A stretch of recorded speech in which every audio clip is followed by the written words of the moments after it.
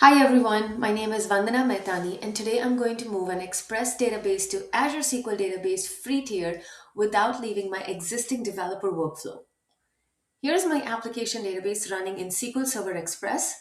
This could be a prototype, an internal app, or a small workload that you have started locally. Before I move anything, let me show you the source database, its schema, and data. Now I'm moving into Visual Studio Code. The MS SQL extension lets me work with SQL Server Express and Azure SQL Database side by side from the same development environment. I'll connect to my Azure SQL Database here. Instead of searching docs or remembering the exact steps, I can ask Copilot to guide me using the actual database I want to move.